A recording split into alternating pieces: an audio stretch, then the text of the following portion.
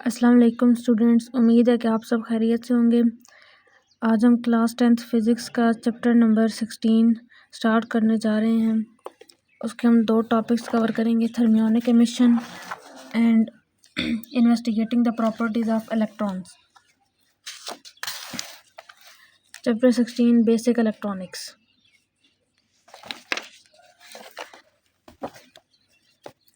सबसे पहले यहाँ पर हमें नज़र आ रही है इलेक्ट्रॉनिक्स की डेफिनेशन लिखी हुई है। Electronics is the branch of applied physics which deals with the control of motion of electrons using different devices. यानी इलेक्ट्रॉनिक्स जो है वो अप्लाइड फ़िज़िक्स की ऐसी ब्रांच है जिसमें हम मुख्तलिफ डिवाइसेस को इस्तेमाल करते हैं और उनको इस्तेमाल करके हम इलेक्ट्रॉन की मोशन को कंट्रोल करने की कोशिश करते हैं। उसके बाद उन्होंने बताया है कि इलेक्ट्रॉनिक्स जितने भी डिवाइसेस हैं वो बहुत ज़्यादा इफ़ेक्टिव और रिलायबल हैं, और वो उन्होंने टेली कम्युनिकेशन और इंफॉर्मेशन टेक्नोलॉजी की जो फील्ड्स हैं उनमें बहुत ज़्यादा रेवोल्यूशन जो है वो क्रिएट किया। अच्छा, यहाँ पर हम बेसिक जो कॉन्सेप्ट्स हैं इलेक्ट्रॉनिक्स के उनको स्टडी करेंगे। सबसे पहला कॉन्सेप्ट है थर्मियोनिक एमिशन। अब उसकी सिंपल डेफिनेशन ये है कि यानी कोई भी जो हॉट बॉडी होती है उसमें से इलेक्ट्रॉन्स का एमिट होना, इलेक्ट्रॉन्स का निकलना, उसको हम बोलते हैं थर्मियोनिक एमिशन। अब कौन सी ऐसी चीज़ें हैं जिनको गर्म किया जाए तो उनमें से इलेक्ट्रॉन्स जो हैं वो निकलते हैं, तो वो हमने यहाँ पर देखना है। अब कुछ वो हिस्ट्री यहाँ पर पहले एक्सप्लेन कर रहे हैं कि 1850s के अंदर फिजिसिस्ट जो थे उन्होंने started to examine the passage of electricity through vacuum by putting two electrode in a sealed vacuum tube. यानी कि सील्ड वैक्यूम ट्यूब जो है उन्होंने ली थी, जिस तरह के यहाँ पर अब मैं आपको ड्रा करके दिखा रही हूँ कि सील्ड वैक्यूम ट्यूब है, ठीक है। उसके दोनों साइडों पे उन्होंने दो इलेक्ट्रॉन्स प्लेस किए हैं, ठीक है। एक पॉजिटिव जो होता है वो एनोड होता है और नेगेटिव कैथोड। तो उन्होंने जो है वो एग्जामिन किया था कि किस तरह इलेक्ट्रिसिटी पास होती है। अगर यहाँ पे हम इलेक्ट्रिसिटी कैसे देंगे, यहाँ पर बैटरी लगा सकते हैं हम, ठीक है। तो जब बैटरी लगाएंगे तो इलेक्ट्रिसिटी मिलेगी। तो उन्होंने वो स्टडी किया था उसका पैसेज इलेक्ट्रिसिटी का। तो उन्होंने डिस्कवर किया कि जब हम इस तरह बैटरी को लगाते हैं और एक वैक्यूम सील वैक्यूम ट्यूब इस्तेमाल करते हैं तो क्या होता है कि कुछ रेज़ एमिट होती हैं जो कि नेगेटिव टर्मिनल से एमिट होकर जा रही होती हैं पॉजिटिव की तरफ, ठीक है। तो नेगेटिव को क्या बोलते हैं, हम बोलते हैं कैथोड। तो इसीलिए उन्होंने क्या कहा था कि इन रेज़ को बोला था कैथोड रेज़, क्योंकि ये कैथोड से एमिट हुई हैं। उसके बाद क्या हुआ कि जे थॉमसन जो था उसने कैथोड रेज़ की डिफ्लेक्शन को स्टडी किया था। डिफ्लेक्शन मतलब मुड़ना, यानी कि अगर हम इलेक्ट्रिक फील्ड या फिर मैग्नेटिक फील्ड अप्लाई करते हैं तो ये कैथोड रेज़ हैं, उनका जो स्ट्रेट पाथ होता है वो बेंड हो जाता है, ठीक है। मतलब कि अब ये स्ट्रेट यहाँ पे जा रही हैं, ठीक है। तो लेकिन अगर हम इलेक्ट्रिक या मैग्नेटिक फील्ड अप्लाई करेंगे तो वो इस तरह बेंड हो जाएंगी ऊपर या नीचे। तो वो जे थॉमसन ने स्टडी किया था। तो इन जो हमने ये डिफ्लेक्शन एक्सपेरिमेंट किए थे इनसे ये प्रूव हो गया था कि जो हमारे पास कैथोड रेज़ हैं उन पर नेगेटिव चार्ज है, ठीक है। यानी कि वो नेगेटिवली चार्ज पार्टिकल से मिलकर बनी हुई हैं। तो इसलिए उन नेगेटिवली चार्ज पार्टिकल्स को फिर इलेक्ट्रॉन्स का जो है वो नाम दे दिया गया था। आगे उन्होंने लिखा है कि अब कौन सी चीज़ है जिसको गर्म करने पर जो है वो इलेक्ट्रॉन्स निकलते हैं, तो वो चीज़ है मेटल्स, ठीक है। मतलब मेटल उसकी एक एग्जांपल है, क्योंकि मेटल में क्या होता है, बहुत सारे फ्री इलेक्ट्रॉन्स होते हैं। यानी मेटल का इस तरह सिस्टम होता है कि अब ये मेटल का एक पीस है फॉर एग्जांपल, तो उसमें क्या होगा कि बहुत सारे हमारे पास प्रोटॉन्स, यानी कि ये हमारे पास क्या है, न्यूक्लियस है, ठीक है। और अब न्यूक्लियस बहुत सारे होते हैं, ठीक है। बहुत सारे एटम्स हैं और उनके न्यूक्लियस यहाँ पड़े हुए हैं। तो उसके साथ क्या होगा कि हमारे पास फ्री इलेक्ट्रॉन्स भी मौजूद होते हैं। फ्री इलेक्ट्रॉन्स यानी कि जो किसी एक एटम के साथ बाउंड नहीं होते, ठीक है। तो इस तरह के करके इलेक्ट्रॉन्स मौजूद होते हैं मेटल्स के अंदर। तो अब यहाँ पे क्या होता है कि रूम टेम्परेचर पर जो है तब तो मेटल के पास जो इलेक्ट्रॉन्स होते हैं उनके पास इतनी एनर्जी नहीं होती कि वो एमिट हो जाएं मेटल से। लेकिन क्या होता है कि जब मेटल को हीट किया जाता है हाई टेम्परेचर के ऊपर, तो कुछ इलेक्ट्रॉन्स जो होते हैं वो इतनी एनर्जी गेन कर लेते हैं कि वो मेटल सरफेस से निकल जाते हैं। क्योंकि देखो हीट क्या होती है, अब हम इसका टेम्परेचर जो है जब बढ़ाते हैं तो क्या होता है, हीट देते हैं उसको, ठीक है। हम हीट, और हीट क्या है, heat is a form of energy. तो हम यानी कि एनर्जी दे रहे हैं, वो एनर्जी क्या होगा, इलेक्ट्रॉन्स ले लेंगे, ठीक है। फिर उनके पास इतनी एनर्जी आ जाएगी कि वो मेटल से एस्केप कर सकते हैं, तो फिर वो मेटल से एस्केप कर जाएंगे। और इसी प्रोसेस को अब यहाँ पर लिखी हुई है थर्मियोनिक एमिशन की डेफिनेशन, ठीक है, कि the process of emission of electrons from hot metal surfaces is called thermionic emission, यानी कि गर्म मेटल की सरफेस से जो है इलेक्ट्रॉन्स का निकलना, उसको हम थर्मियोनिक एमिशन बोलते हैं। ठीक है, थर्मियोनिक एमिशन को प्रोड्यूस करने का तरीका क्या है कि हम एक फाइन टंगस्टन फिलामेंट, ठीक है, जिस तरह बल्ब हमने देखा, ठीक है, बल्ब के अंदर फिलामेंट होता है, उस तरह का फिलामेंट जो है जब हम उसको इलेक्ट्रिकली हीट करते हैं तब भी थर्मियोनिक एमिशन होती है। अच्छा, और उसके बाद अब हम कितनी इलेक्ट्रिसिटी दें, ठीक है, यानी कि कितने वोल्ट दें, कितनी करंट दें, ठीक है, तो उसकी वैल्यूज भी यहाँ पे मेंशन है, 6 वोल्ट्स और 0.3 एम्पेयर, ये करंट की वैल्यू है। ठीक है, तो इतनी हम वैल्यूज़ अगर इलेक्ट्रिसिटी की देंगे तो क्या होगा कि हमारे पास थर्मियोनिक एमिशन का प्रोसेस अकर होगा। अब हम यहाँ पे जो है वो प्रॉपर्टीज़ ऑफ इलेक्ट्रॉन्स देखने लगे हैं। ठीक है,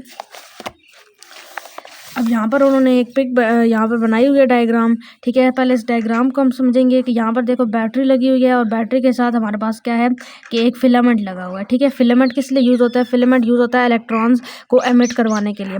उसके बाद यहाँ पर एक हाई वोल्टेज बैटरी लगी हुई है। ठीक है, उस हाई वोल्टेज बैटरी का ये एंड जो है ये सिलेंड्रिकल एनोड है। ठीक है, एनोड क्यों है? क्योंकि यहाँ पर पॉजिटिव चार्ज हमें दिखाई दे रहा है। ठीक है, एनोड पर होता है पॉजिटिव चार्ज। ठीक है, अब यहाँ पर ये जो फिलामेंट है ये एज अ कैथोड एक्ट कर रही है, मतलब इसमें नेगेटिव चार्ज है। ठीक है, जो कहाँ से मिल रहा है? ये हाई वोल्टेज बैटरी के नेगेटिव एंड से, और यहाँ से हमारे पास एक होल है। ठीक है, जहाँ से इलेक्ट्रॉन्स बाहर निकल के जाएंगे। अब उन्होंने सारा एक्सप्लेन किया हुआ है इस पैराग्राफ के अंदर। इस इलेक्ट्रॉन, इसको हम बोलते हैं इलेक्ट्रॉन गन। ठीक है, तो इस इलेक्ट्रॉन गन को एक्सप्लेन किया हुआ है इस पैराग्राफ के अंदर कि थर्मियोनिक, जहाँ से हम जहाँ वोल्टेज दे रहे हैं ना, ठीक है, तो वोल्टेज देने से क्या होगा? यहाँ पर थर्मियोनिक एमिशन होगा। ठीक है, जब थर्मियोनिक एमिशन होगा तो यहाँ से इलेक्ट्रॉन्स जो हैं वो रिलीज़ होंगे, और हमने ये जो हाई वोल्टेज लगा के रखा हुआ है ना यहाँ पर, ठीक है, इसको हमने, इसके पॉजिटिव को हमने कनेक्ट कर देना है एनोड के साथ, सिलेंड्रिकल। ठीक है, इसकी शेप क्या है? ये सिलेंडर बना हुआ है। इस शेप के एनोड के साथ हम जब इसे कनेक्ट करेंगे, ठीक है, अब यहाँ से इलेक्ट्रॉन निकलेंगे। इलेक्ट्रॉन पे कौन सा चार्ज होता है? नेगेटिव। ठीक है, और एनोड जो आगे पड़ा हुआ है उस पर चार्ज है पॉजिटिव। ठीक है, तो नेगेटिव और पॉजिटिव आपस में अट्रैक्ट होते हैं, तो इस वजह से क्या होगा कि हमारे पास ये जो नेगेटिव इलेक्ट्रॉन्स होंगे इनको पॉजिटिव एनोड अट्रैक्ट करेगा, और फिर ये जो है वो एक सीधी बीम बनाकर यहाँ से निकल जाएंगे। ये यहाँ पर लिखा हुआ है इलेक्ट्रॉन बीम। ठीक है, और ये होल सेटअप है कहाँ पर? एक इवैक्यूएटेड मतलब जिसके अंदर वैक्यूम क्रिएट किया होता है, एयर सारी निकाल लेते हैं। ठीक है, तो वैक्यूम क्रिएट हो जाता है, उस गिलास बल्ब के अंदर ये सब प्रोसेस हो रहा है। ठीक है, अब जिस तरह जे थॉमसन ने यहाँ पर फाइंड आउट किया था कि जब हम कैथोड रेस को जो है वो इलेक्ट्रिक और मैग्नेटिक फील्ड्स में रखते हैं तो क्या होता है कि वो डिफ्लेक्ट हो जाती हैं। ठीक है, यहाँ पर लिखा हुआ है। तो अब वही सारी चीज़ यहाँ पर एक्सप्लेन हो रही है कि किस तरह इलेक्ट्रिक फील्ड से और किस तरह मैग्नेटिक फील्ड से वो डिफ्लेक्ट होती हैं कैथोड रेस। अब देखो, इलेक्ट्रिक फील्ड के लिए उन्होंने जो सेटअप बनाया हुआ है वो इस तरह से है कि सबसे पहले उन्होंने एक ट्यूब ली हुई है। ठीक है, जैसे यहाँ पे मैं आपको जहाँ फिगर बना के एक्सप्लेन करती हूँ। ठीक है, ये जैसे एक ट्यूब ली हुई है उन्होंने। अब यहाँ पर हमने सबसे पहले क्या करना है? दो हमारे पास होने चाहिए टर्मिनल्स। ठीक है, यानी कि जैसे ये एनोड हो गया एंड ये नेगेटिव वाला कैथोड हो गया। ठीक हो गया। अच्छा, अब सबसे पहले हमने क्या करना है कि ये देखना है कि इलेक्ट्रिक फील्ड के अंदर उसकी डिफ्लेक्शन कैसे होती है। तो इलेक्ट्रिक फील्ड अब हमें यहाँ पे लगानी पड़ेगी। ठीक है, इलेक्ट्रिक फील्ड क्या होती है? एक पॉजिटिव और नेगेटिव प्लेट्स जब दोनों आपस में मिलाकर मतलब हम रखेंगे तो वो इलेक्ट्रिक फील्ड बन जाएगा। ठीक है, तो अब यहाँ पे हमने क्या किया है कि पॉजिटिव प्लेट रख दिया। ठीक है, और पॉजिटिव प्लेट पे चार्ज क्या होता है? Plus Q. क्यू मतलब चार्ज, और प्लस क्योंकि एनोड है ना, तो ये मतलब कि ये पॉजिटिव प्लेट है। ठीक है, अब यहाँ पे हम क्या रखेंगे? नेगेटिव प्लेट रखेंगे, तो यहाँ पे क्या आ जाएगा? नेगेटिव क्यू, यानी इस पर नेगेटिव क्यू चार्ज है। अब देखो, यहाँ से हमारे पास क्या होगा कि नेगेटिव से कैथोड रेज आएंगी। ठीक है, कैथोड रेज जब आएंगी यहाँ पर, अब यहाँ पे लगा हुआ है हमारे पास इलेक्ट्रिक फील्ड। ठीक है, इलेक्ट्रिक फील्ड लग गई है ना, तो अब क्या होगा कि कैथोड रेज पे चार्ज होता है नेगेटिव, तो वो क्या करेंगी? पॉजिटिव प्लेट की तरफ बेंड हो जाएंगी। ठीक है, उनका जो असल रास्ता था वो तो ये वाला था ना, लेकिन यहाँ पे नहीं जाएंगी, यहाँ चले जाएंगी। ठीक है, बेंड होके यहाँ आ जाएंगी। क्यों? क्योंकि यहाँ पर इनको पॉजिटिव प्लेट जो है वो अट्रैक्ट कर रही होगी। यही सारा कुछ यहाँ पे एक्सप्लेन किया हुआ है। अच्छा, उसके अलावा इस पूरे पैराग्राफ के अंदर आप लोगों ने रीड कर लेना है इसको। ठीक है, इसमें सब कुछ ये एक्सप्लेन किया हुआ है। थोड़ी सी चीज़ें ये है कि यहाँ पर वो कहता है कितनी फोर्स के साथ अट्रैक्ट करेगा, यानी कि ये जो पॉजिटिव प्लेट लगी हुई है ये इन कैथोड रेज को कितनी फोर्स से अट्रैक्ट करेगी। ठीक है, तो फोर्स का फार्मूला क्या होता है? F = QE। अब ये कहाँ से आया फोर्स का फार्मूला? ठीक है, यहाँ पर लिखा हुआ है F = QE। अब ये किधर से आया? ये आप लोगों का जो चैप्टर है आई थिंक इलेक्ट्रोमैग्नेटिज्म वाला है या फिर उससे पहले वाला। ठीक है, वहाँ पे सब ये फार्मूला जो है वो एक्सप्लेन किया हुआ है। इलेक्ट्रोस्टैटिक्स वाला है, ठीक है। तो वहाँ से आप लोगों ने देख लेना है। वो फार्मूला मैं यहाँ पे लिख देती हूँ, ठीक है। वो फार्मूला क्या था, वो इलेक्ट्रिक फील्ड का फार्मूला था, ठीक है। इलेक्ट्रिक फील्ड वाले में उन्होंने बताया था कि ई जो होती है, जिसको हम इलेक्ट्रिक फील्ड बोलते हैं, उसका फार्मूला होता है F/Q, यानी force acting per unit charge, ठीक है। तो उसी फार्मूले को उन्होंने रीअरेंज किया है। यहाँ पे हमें फोर्स चाहिए तो हम क्या करेंगे, इसको मल्टीप्लाई कर लेंगे तो ये QE बन जाएगा, ठीक है। तो इतनी फोर्स के साथ यानी कि ये अट्रैक्ट कर रही है ये वाली पॉजिटिव प्लेट इन कैथोड रेज को। उसके बाद वो कहता है कि यहाँ पर डिग्री ऑफ डिफ्लेक्शन, ठीक है। डिग्री ऑफ डिफ्लेक्शन की एक बात हुई है, ठीक है। डिग्री ऑफ डिफ्लेक्शन का मतलब ये है कि कितनी ज़्यादा वो बेंड होंगी, यानी यहाँ पर जो वो बेंड हुई हैं तो वो कितनी ज़्यादा बेंड होंगी, ये किस चीज़ पे डिपेंड करता है, तो ये डिपेंड करता है स्ट्रेंथ ऑफ इलेक्ट्रिक फील्ड के ऊपर, ठीक है। हम जितनी ज़्यादा स्ट्रेंथ की देंगे, प्लेट्स देंगे, ठीक है, उतनी ही ज़्यादा वो बेंड होगी। अगर यहाँ पर +2Q चार्ज आ जाए, मतलब चार्ज ज़्यादा हो जाए, तो क्या होगा कि वो और ज़्यादा बेंड हो जाएंगी, ठीक है। तो ये इस पर डिपेंड करता है। अब अगला जो है उन्होंने मैग्नेटिक फील्ड रखा है। अब मैग्नेटिक फील्ड कैसे अप्लाई करेंगे, मैग्नेटिक फील्ड होती है मैग्नेट्स के अंदर, मतलब मैग्नेट्स को अप्लाई करते हैं तो मैग्नेटिक फील्ड अप्लाई हो जाती है, ठीक है। तो इन्होंने यहाँ पर क्या किया, हॉर्स शू मैग्नेट रखा है, ठीक है। जैसे यहाँ पर मैं आपको बना के दिखाऊंगी। यहाँ पर हमारे पास सबसे पहले हमने ट्यूब रख देनी है इस तरह करके, और उस पर अब यहाँ मिसाल के तौर पर कैथोड है, ठीक है। और ये क्या है हमारे पास, अब उन्होंने एनोड कहाँ पे लगाया है, देखो एनोड अब यहाँ पे लगा हुआ है, ठीक है। आगे सामने नहीं है, यहाँ पर लगा हुआ है, ठीक है। तो यहाँ पर अब यहाँ से जो है वो नेगेटिव वाली साइड से टर्मिनल से कैथोड रेज आ रही हैं, ठीक है।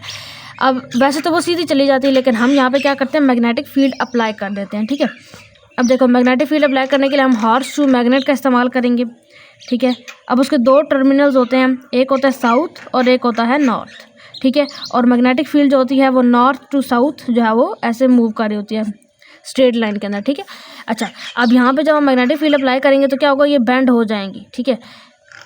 मतलब मैग्नेटिक फील्ड अप्लाई करने से वो सीधी नहीं रहती बल्कि बेंड हो जाती हैं, ठीक है। तो इस तरह आपने बेंड करके दिखाना है कि ये बेंड हो गई हैं नीचे की तरफ। और ये सारा कुछ अगले पैराग्राफ में भी एक्सप्लेन किया हुआ है,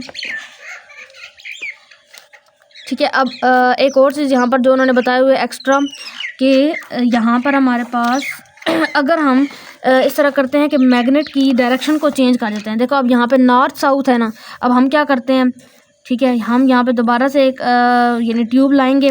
ट्यूब लाने के बाद हम यहाँ पर अब क्या करते हैं, हॉर्स शू मैग्नेट ही रखेंगे, लेकिन हम क्या करेंगे, उसकी डायरेक्शन जो है वो उलट कर देंगे, यानी यहाँ पे साउथ हो गया, यहाँ पे नॉर्थ हो गया। अब क्या होगा, अब यहाँ से वो आएंगी और फिर यहाँ पे इस तरफ बैंड हो जाएंगी। क्यों, क्योंकि हमने इसकी डायरेक्शन जो है वो चेंज कर दी है। जब इसकी डायरेक्शन चेंज करेंगे मैग्नेट की, तो उनकी डायरेक्शन भी डिफ्लेक्शन की चेंज हो जाएगी।